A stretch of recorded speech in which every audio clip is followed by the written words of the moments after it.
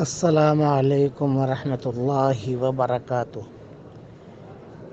10 مرتبہ سورہ اخلاص جو پڑھتا ہے جنت میں اس کے لیے محل تیار ہو جاتا ہے۔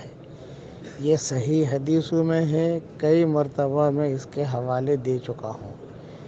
آج میں آپ حضرات سے درخواست کرتا ہوں، اس میں جو ہماری مائیں بہنیں معذور ہیں وہ ابھی نہ پڑھیں، جب بھی وہ فارغ ہو جائیں پھر وہ پڑھ لیں، لیکن اگلا مضمون دھیان سے سن لیں۔ جو بھی میرے یہ کہنے کے بعد 10 مرتبہ سورہ اخلاص پڑھے گا اس کے لیے میں دعا کرتا ہوں۔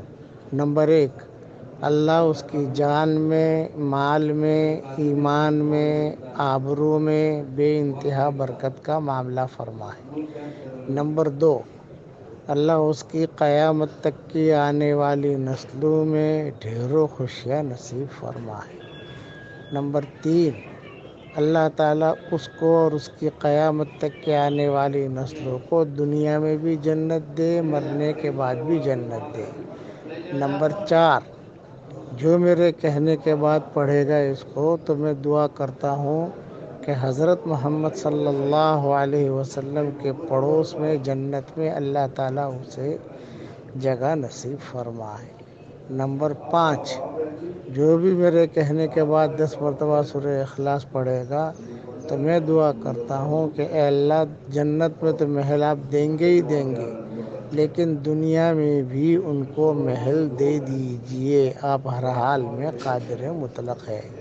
میں اس وقت سفر میں ہوں اور مسافر کی دعا قبول ہوتی ہے، اس لیے آپ یہ ملتے ہی دیر نہ کرنا، 10 مرتبہ سورہ اخلاص پڑھ لیجئے، پڑھوا لیجئے اور آگے بھیج دیجئے۔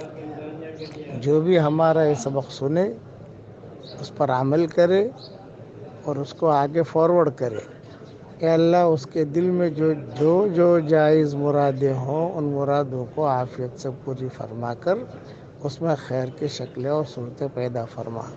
اس لیے اب اس میں دیر نہ کرنا، آپ فوراً پڑھ لیجئے، آگے بھیج دیجئے۔ جتنے لوگ پڑھیں گے آپ کو بھی ثواب ملے گا، مجھے بھی ثواب ملے گا۔ اور صحیح حدیثوں میں ہے کہ میں آپ کو اس وقت سکھا رہا ہوں تو ساری مخلوق میرے لیے دعا میں لگ گئی۔ لَيُصَلُّونَ عَلَى مُعَلِّمِ النَّاسِ الْخَيْرَ، یہ حدیث شریف میں آتا ہے۔ آپ دوسروں کو سکھاؤ گے تو ساری مخلوق آپ کے لیے دعا میں لگ جائے گی انشاءاللہ، اور پھر اللہ ہمارے ساتھ ہو جائے گا، پھر اللہ خوش ہو جائے گا۔ کتنی بڑی چیزیں ہیں، اس لیے اب اس میں سستی نہ کرنا، بعد میں کروں گا، بعد میں کروں گا، بعد میں کروں گی تو آدمی رہ جاتا ہے، بھول جاتا ہے آدمی۔ فوراً پڑھ لیجئے، دعائیں بھی لے لیجئے اور جنت میں تو محل ملے گا ہی ملے گا انشاءاللہ۔ اللہ تعالی ہم سب کو عمل کرنے کی توفیق عطا فرمائے۔